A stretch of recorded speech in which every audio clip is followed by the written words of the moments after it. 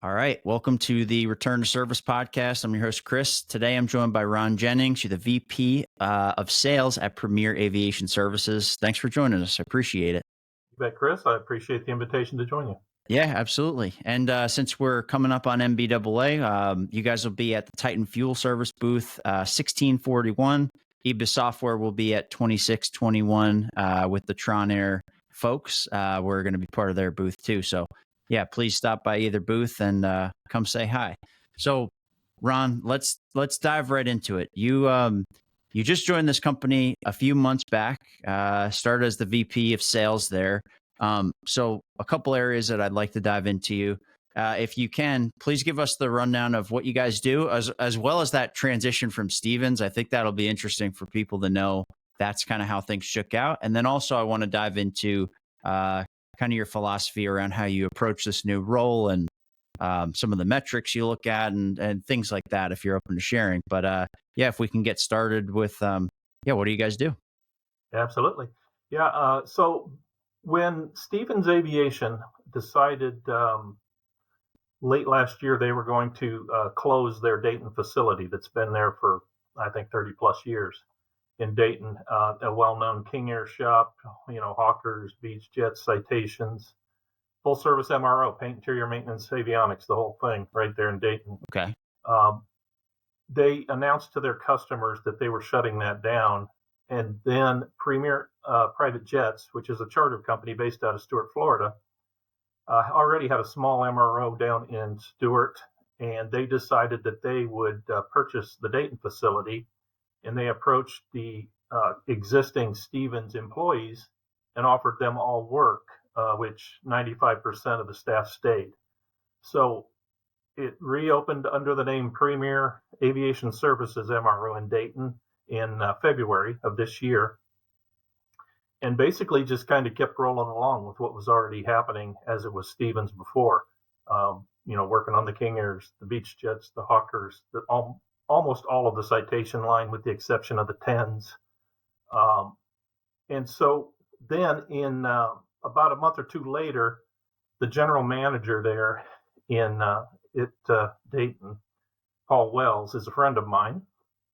And he contacted me and asked if I'd be interested in joining their team, as when it transitioned from Stevens to Premier, Stevens pulled all their sales, all their marketing, everything out. So there was, Premier Aviation Services with no sales or marketing. So that's a solid void you need to fill. Yeah, that's a big hole. So, I visited with the executive team there, and we came to an agreement. And it's actually exciting for me because I kind of enjoy the part of helping build and establish sales departments, which I've done before. So I actually I was the first technical salesperson at Elliott Aviation 20 some years ago and helped kind of build that along. So I had some experience there. So I did. Okay. I joined, and took over trying to figure out where they were, where they wanted to go, and how do we get there. So we have a pretty good existing current customer base, and most of them have returned or will return when they're due something. So that was kind of a step one, just establishing who was your customers. Let's connect with them. Let's let them know what happened. And we all pretty much gave them the story I just gave you, different colored shirt, but we're the same people. So, you were happy with us then, you'll be happy with us now. Okay. So when you come in and you assess, why are those the first few things that you take a look at? Yeah, you want to determine, so you need to know who you are. You've got Walmart, you got Targets, you got Macy's, and they're all great, but they all serve a different purpose. And it's the same thing with any business. The MRO world, you've got small, mom and pop, I want to say, type facilities that do maintenance. They do great work, take care of a certain customer base. You got the guys in the middle, and then you got the Duncans, the West Stars, the big guys that, have chain all over the United States and some around the world. And they all have a purpose. So what we need to know before we sell what we do is who are we, and what is it we want to provide our customer base, and where do we fit in to that. And so understanding who the customers have been in the past can also help you understand, okay, we know what we can do.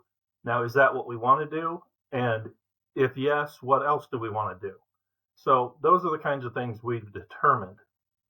And what we're really good at is kind of the classic airplanes. The King Air, great airplane, thousands of them out there. The people that operate them are just kind of interesting, fun people to deal with. And we're very good at that. And it's the same thing with the Beechjets and the Hawkers and the Citations. A lot of the classic airplanes, some of the bigger shops aren't all that excited about working on, because they've moved up. They've moved up the food chain, and that's all fine. You need those too. But we're very happy with that group, and that's kind of who we set out to service and maintain those kinds of airplanes for those folks. And when these customers are coming in, what kind of volume were you seeing? And it's not necessarily ask, where was it at when you took it over versus now, Yeah. but what's kind of the volume that you're seeing, come through the doors? Well, we're staying pretty busy. The thing of it is, right now we're staying busy mostly with what our customer base was existing as we made the transition from Stevens to Premier, and we're starting to add new. Of course, I think we're seeing the same thing that most people are saying. This is an interesting time in our history, as far as it's a very uncertain time. With typically summer's slow for MROs, just people are flying airplanes. Election years don't seem to help us. Bad economies don't seem to help us, and we've got some instability in the world with wars. So it's not moving as fast as we would like, but we understand that they're being very cautious about any spending that is not absolutely necessary. So we're seeing a lot of the maintenance that has to be done. We're still seeing a good amount of avionics upgrades, but not as much as we have in the past several years. And paint and interior, those are the ones that suffer the most, I think, during these kinds of times. But I honestly believe those things also start to ramp up toward the fourth quarter of every year, due to people trying to take advantage of tax purposes of buying airplanes, and then they upgrade them. So I think we've done very well, but it's been pretty much maintaining, and now we're looking for growth. Okay. And just kind of curious, from what you said, the paint and interior, is that slowed down more because it's I don't want to call it like a bonus, but it's not always, airworthiness dependent. Yeah. Is that kind of where that slowdown happens in these uncertain times? It is discretionary spending. It's things that, my airplane, I'd like it to look different, but it's fine. so that they can put those things off, and they typically do.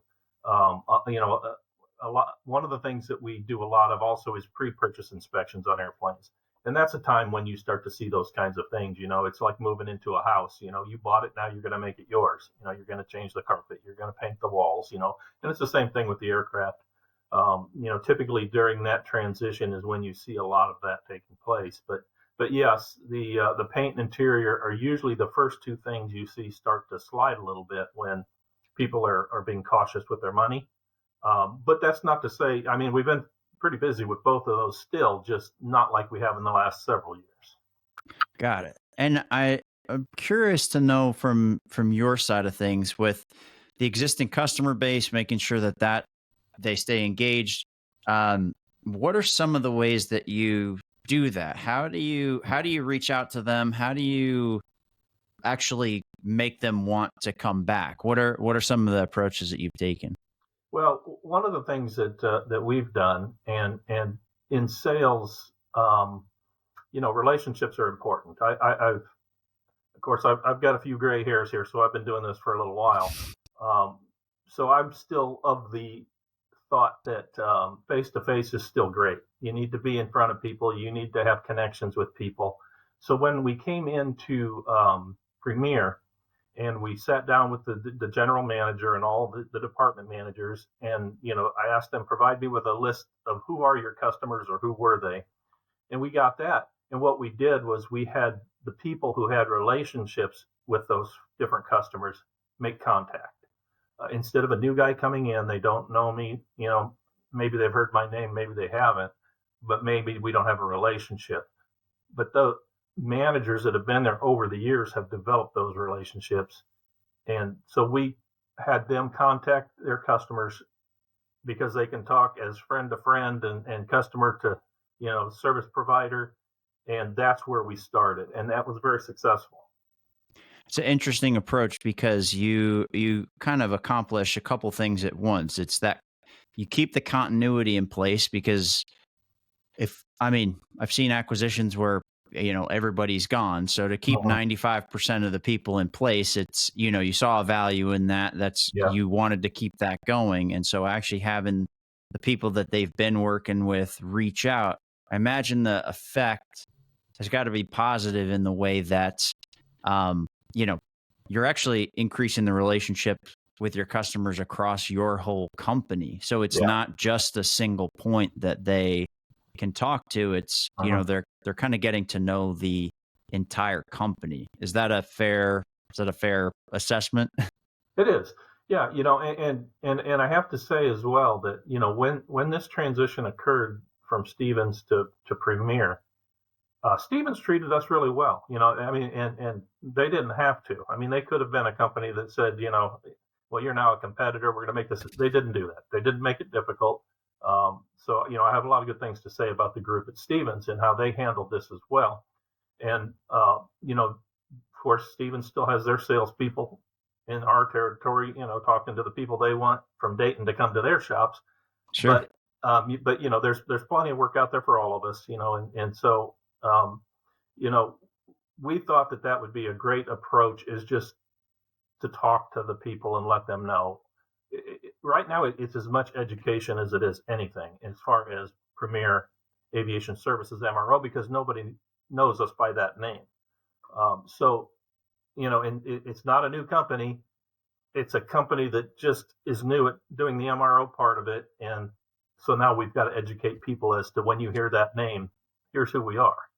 Okay. And what are some of the main things that you've been educating people on? Like what's kind of the theme of those conversations? Well, the big thing is the fact that, our technicians we've got like an average of 15 years experience for every technician. Nice. we've got good people that have been doing this a long time. And so it's not like, the people that used to come here are risking something new. They're not. They're coming right back to what they left the last time they were here. It's just a different company's running it, but the guys on the floor are the ones that make the difference. And it's still the same people they've always dealt with. And, we kind of like to use the whole, you're kind of a big fish in a little pond, as in opposed to being a little fish in a big pond. You can have direct access to pretty much anybody in our company. It's one of those where the owners of the airplane talk to the mechanics. And we're good with that. Whatever makes them comfortable, that's what we want to do. Nice. And now that you've joined the company, and I know you've been doing this for a while, so you have experience actually setting these infrastructures up in the past. What are you most excited about, interested in, for taking this on? To me, the thing that really is interesting to me is where we fit in the industry. And I feel like the group of airplanes that we work on, I don't want to say they're forgotten, but they're ones that maybe some of the bigger shops just don't want to work on because of they're working on the Gulfstreams and they're working on the Falcons, and we know who we are and we know what we're good at, and we're good at King Airs. We love King Airs. We can do anything you can do to a King Air, we can do it. We love Beechjets. We love Nextons. The whole Citation series. We do a ton of CJs, XLS, Excels, and the Hawkers. Same thing with the Hawkers. Our charter company operates our own Hawkers and Citations. So, we have a great deal of experience on all those airframes and can do just about anything that needs to be done to them. And so I think people who feel like maybe they're not high on the list of their service provider, they are on ours. And that's what I get excited about. Nice. That's cool. And with the King Airs, are you guys doing any of the Starlink installations? We've not done Starlink yet. Okay. I think the Starlink's probably going to be more interesting to some bigger of the airframes. But we do the go-go and those kinds of things as well. So we have different offerings for folks who are looking for connectivity. Nice. Okay. Yeah, I was just curious because I think the King Air is like the only turboprop or non-large cabin jet that can actually hold one of those things. Yeah, so I think you're probably right. Yeah. Was just curious. I think they put them right on the top. Okay. So I guess before we wrap up, is there anything else that you want to touch on? Well, the thing that I'd also like people to understand is that so we operate two MROs. The main MRO is there in Dayton, Ohio. Like I say, it's a full service paint, interior, maintenance, avionics. We can do pretty much anything. We have a smaller MRO in Stuart, Florida. We have two FBOs. We have an FBO there in Dayton, and we have an FBO up in Pontiac, Michigan. And then we also have a charter company. So we also do offer, when we have people in service on their aircraft, if it's an extended period of time and they're looking for, additional support for lift, we can provide that as well. So, we kind of do a lot of things. And like I say, right now, we just need to let people know who we are and what we do. Once they know that, we will have no problem filling our shops. Oh, that's interesting. Okay. And was that part of the reason for acquiring the 145 was really to kind of have this holistic approach? You got the charters, the FBOs, be able to support it. Yeah, exactly right. The CEO and founder, Josh Birmingham, he's always looking for additional ways to build our business that feed off each other, and those things can do that. So yes, that's exactly why. Yeah, absolutely. And all right, so you'll be at NBAA. You'll be at the Titan Fuel Service booth 1641. EBIS Software will be at 2621 in the Tronair booth. Ron, I'm glad we could do this. I know actually back when you and I were in between looking for roles, we messaged each other, and then I saw you were working here, and I saw that you were going to be at the NBAA, and I'm glad you could do this. It was nice getting to meet you and talk a little bit more in depth, and hopefully we can meet up in Vegas. Absolutely. Awesome. Thanks. All right. Thank you, Chris.